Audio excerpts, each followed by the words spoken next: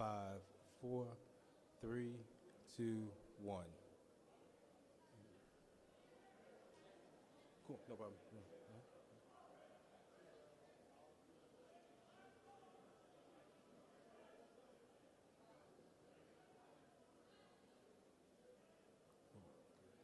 Good? No problem.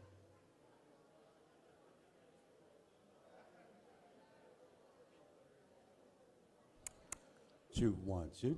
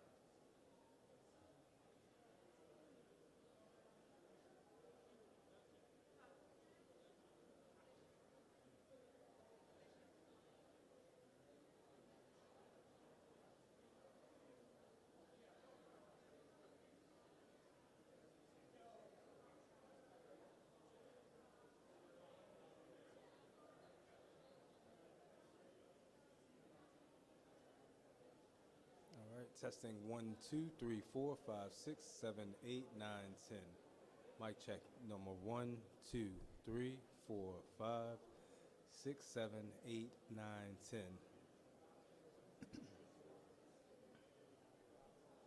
All right, 10, 9, 8, 7, 6, 5, 4, 3, 2, 1.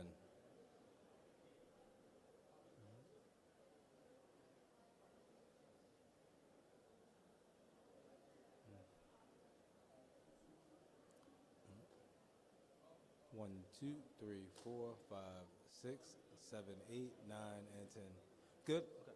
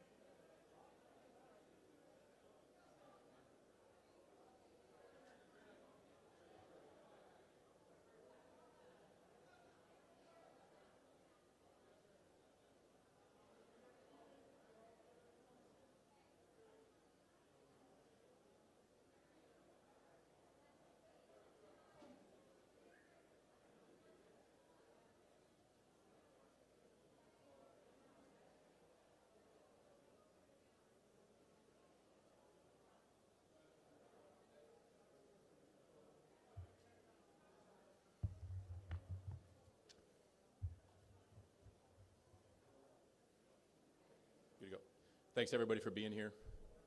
Good morning. In a few moments, thousands of law enforcement officers and public safety personnel from across the country will be sworn in for the 60th inauguration ceremonies. I cannot thank these partners enough for their dedication to this event and their commitment to our great nation. We owe all of our partners a debt of gratitude that can never be repaid. We are especially grateful for the agility in working with us in shifting the inauguration festivities indoors because of the expected frigid temperatures. Since late Friday afternoon, the various teams responsible for securing the inauguration have been meeting to pivot from a series of outdoor events to 2 indoor venues. Their flexibility and dedication throughout this process has been truly inspirational. The inauguration has been designated a National Special Security event by the Department of Homeland Security. This designation allows for a whole-of-government approach that relies on collaboration with event security professionals who are among the best in the world. NSSCs are designed to be nimble and adaptable when faced with any potentially hazardous situation, including the type of inclement weather expected on Monday. The Secret Service already planned to secure Capital One Arena with a limited perimeter for this evening's rally. However, the site now moves to the forefront of our security plans as the celebration at the arena will replace the scheduled parade at the White House. An expanded perimeter will be established at approximately 8 a.m. on Monday. The inner portion of this expanded perimeter will be accessible only to authorized attendees. The outer perimeter will be accessible only to pedestrians. All individuals entering the perimeter must undergo screening at pedestrian checkpoints. Restrictions around Capital One Arena will be lifted after the event. However, some road closures and parking restrictions will continue through Tuesday. Information regarding specific road closures, adjustments to public transportation, and parking restrictions have been posted at www.inauguration.dc.gov. Engagement with businesses and residents in the affected areas is ongoing, and information is being shared through businesses and neighborhoods associations. We recognize that these adjustments undoubtedly impact the people of Washington, D.C. We aim to create the safest environment possible while reducing the impact on residents and businesses. A helpline has been established to answer questions from those living and working near the inauguration sites. The Secret Service and D.C.'s Homeland Security and Emergency Management Agency have shared this number with the affected community groups. Again, I want to thank all of our partners for their resolve as we switch to an indoor inauguration. I would like to recognize the community for their patience as we adjust our plans to accommodate these cold winter conditions. I would now like to introduce Chief Pamela Smith of the Metropolitan Police Department, who has been among our most steadfast supporters throughout this process. Good morning. Thank you, Special Agent McCall. I am Chief Pamela Smith of the Metropolitan Police Department here in Washington, D.C. All of our partners involved in securing the 60th presidential inauguration have been working tirelessly and collaboratively to adjust plans as needed. Our teamwork and the ability to quickly adapt is a reflection of the detailed preparation and flexibility that goes into ensuring the safety and security of an event of this magnitude. With the inauguration parade now taking place inside Capital One Arena, and as you are currently seeing, there will be impacts to residents, businesses, and visitors in Chinatown and Penn Quarter neighborhoods. The updated road closures and access points are posted online at inauguration.dc.gov. As you know, contingencies were a part of our security planning with our partners, and MPD is fully prepared to support this adjustment. Whether the event is indoors or outdoors, our mission remains the same: to ensure a safe and successful presidential inauguration. We recognize that moments like the presidential inauguration are significant opportunities for people to exercise their First Amendment rights. On Monday, MPD is actively monitoring 19 scheduled First Amendment demonstrations across the city, and we are fully prepared to address them. We are continuing to work closely with coordination with the United States Secret Service, which leads the National Special Security event. Our officers are on the ground, supporting road closures, managing crowd safety, securing events, and assisting with dignitary movements. The thousands of officers joining us from across the United States, along with the National Guard, are fully integrated into these updated plans, and they are ready to assist.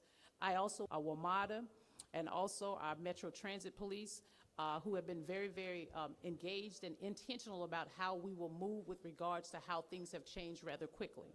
But I also want to thank the men and women of the Metropolitan Police Department for also being very flexible and ready to pivot on a moment's notice to keep the city and the inaugural activities safe. And finally, I want to thank our community for their patience and coordination as we make the necessary changes in our city. Washington, D.C. is proud to host this inaugural and historical event. I will now turn it over to Chief Tom Manger of the United States Capitol Police.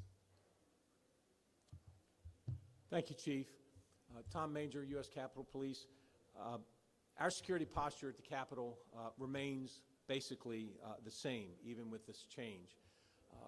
As folks know, the inauguration will now be done inside in the Rotunda of the Capitol, and there will be some limited number of seats in and around the Capitol Visitor Center for invited guests, but that'll be a very limited number of folks. But our posture outside the Capitol will remain much the same.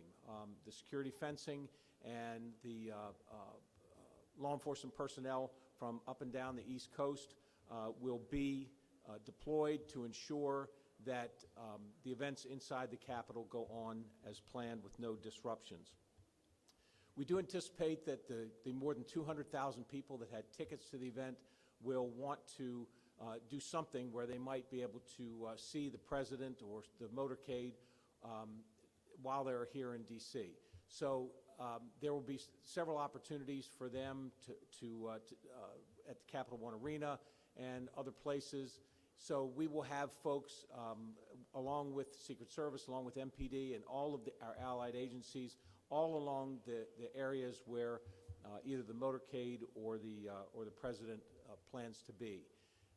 We do anticipate that we're going to have a crowd around the Capitol, and again, our posture remains the same for the security there.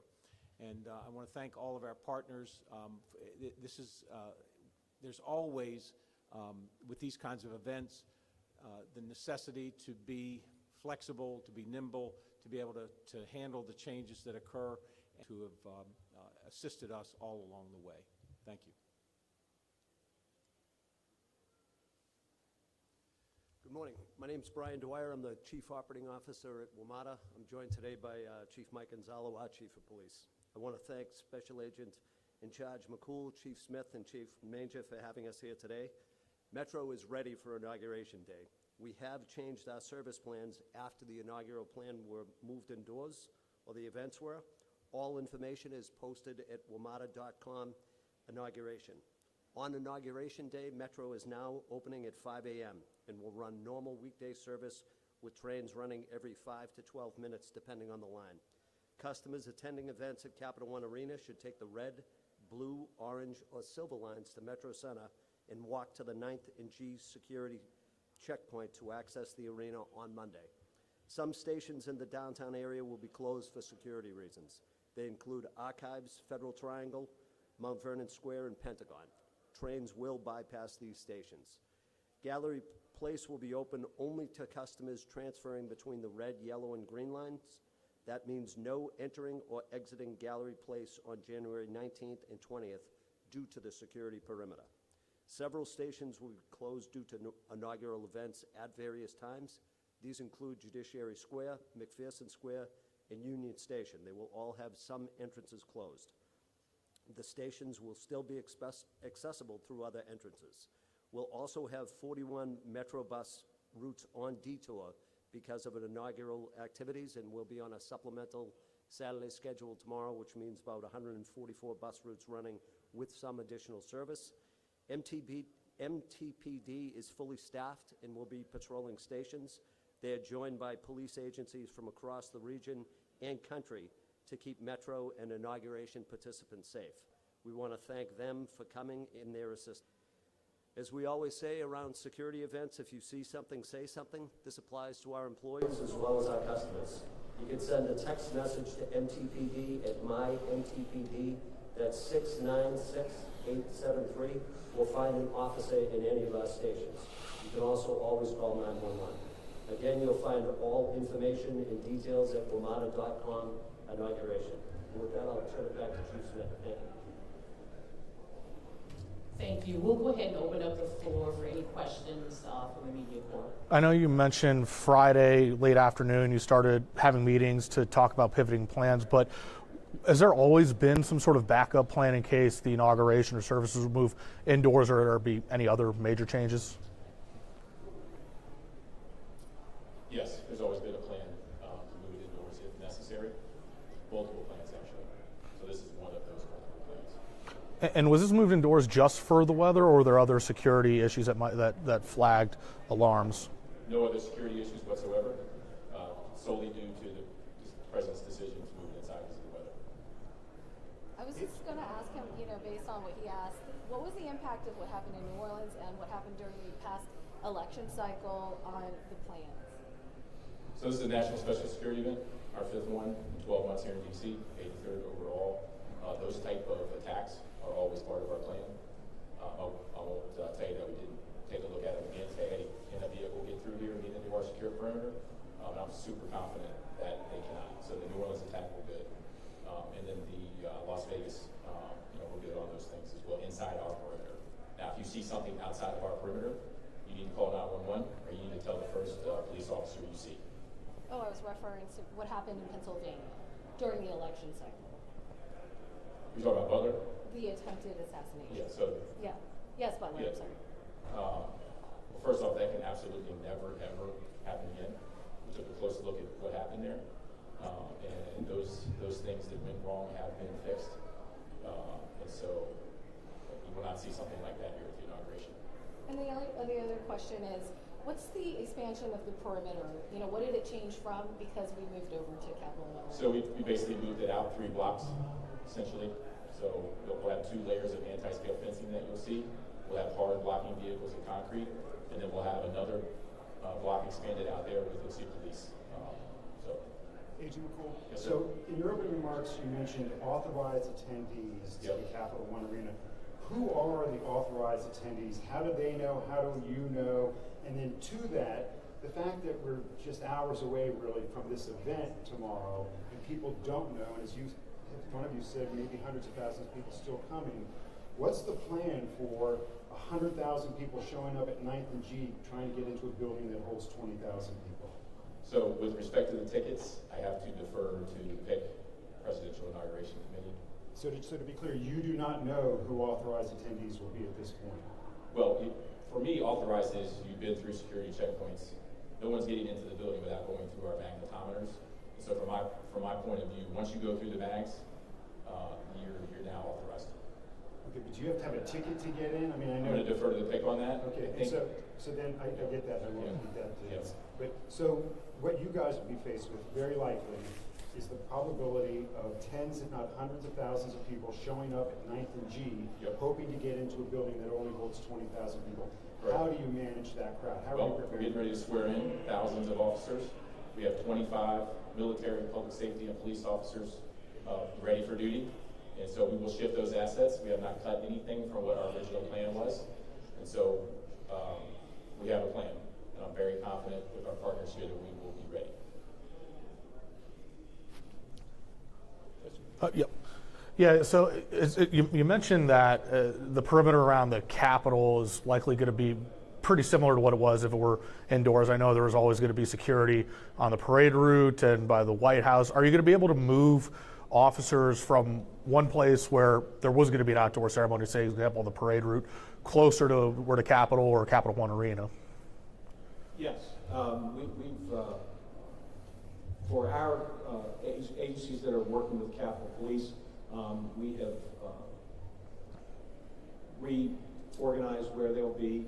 It's very similar to where it was, and as Chief Smith said, we've got adequate number of agencies here. We've got thousands of police officers. We've got over 1,000 National Guardsmen here, and they are.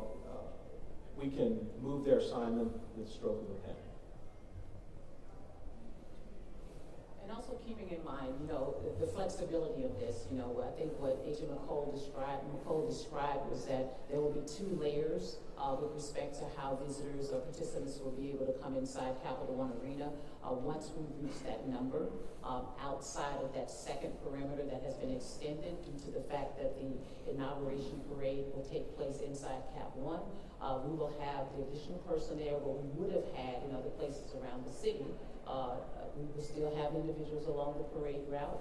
I will also offer up that we know that there are individuals who have come to our city to observe, witness this historic moment of the 60th Presidential Inauguration. The magnetometers will be open for individuals to come along the parade route. They will be screened and processed as we would if there was an actual parade, but they will be able to still come into that space on tomorrow. So there will be other places, if you will, and in particular along the parade route where if individuals want to be able to come and watch that will be accessible to the public. Can I ask how many, we heard 9th and G is a security checkpoint to get into Capitol. Are there any others, or is that the lone checkpoint to get access to 9th and G? Okay, there is a smaller access point or checkpoint for press, but that at 9th and We'd G like is to the know only. where that is. I'm sure they'll share it with the market. So for the public, there's only one entrance. That is correct at this time. And so, Chief, let me ask you kind of what I asked Agent McCool. What do you tell the tens of thousands of people who've come to D.C. hoping to see a parade, who will try to get into Capital One Arena? What I will say to them is what I just offered up, the opportunity for participants, visitors who have come to our city to observe the presidential motorcade as it travels from the White House to the U.S. Capitol along the parade route on Pennsylvania Avenue. We initially had that area enclosed as a secured route. Magnetometers, people can come in and watch that. That availability will still be available tomorrow. So that's different, that's new than what we were told last night. We were told the public would have an opportunity from Capital One Arena to the White House after the event there, but now you're saying there are different. I said initially that there are several places in which people can see it, right? So when you talk about once the capacity has been reached, if you will, inside at Cap One, by that time that parade route will be over, right? The motorcade will be over going from the White House to the U.S. Capitol. So can we clarify how many opportunities the public would have to see the motorcade either go from the White House to the Capitol, from the Capitol to Capital One, And those from Pennsylvania Avenue to the Capitol, and then they will still have the opportunity to see the motorcades as it goes from the White House to Capitol. From the Capitol to Capitol, I'm sorry. One more question. And reverse. I'm sorry about this, but that's very much different. That's very much different than what we were told in the press briefing last night. We were told the only opportunity was from Capital One.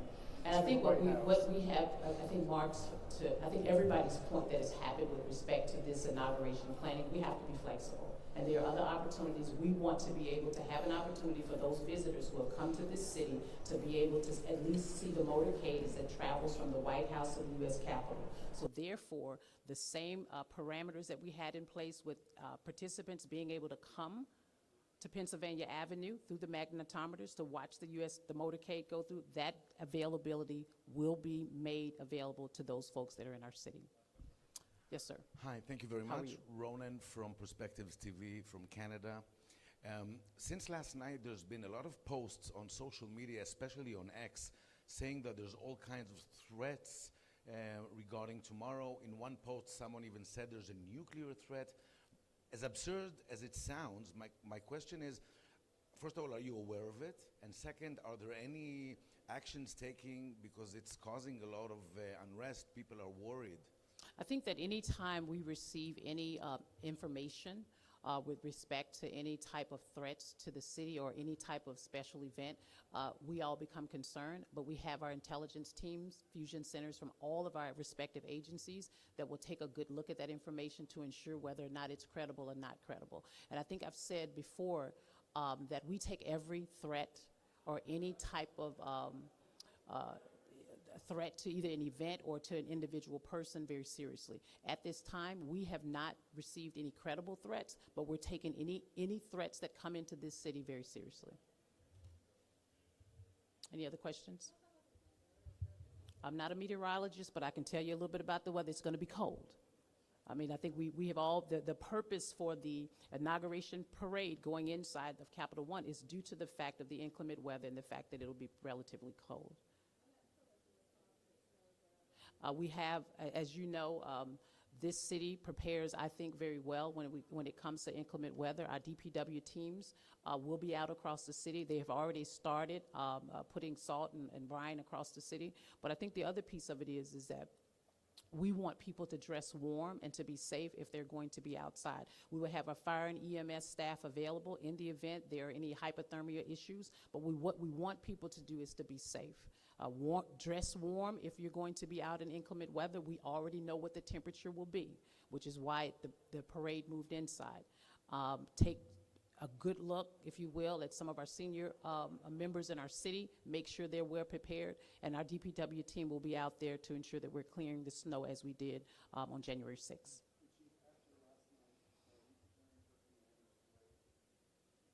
Commanders Parade, we will be ready for it. Go Commanders. How about that game last night? But Mark, we will be ready for a parade. What an amazing game last night. Go Commanders.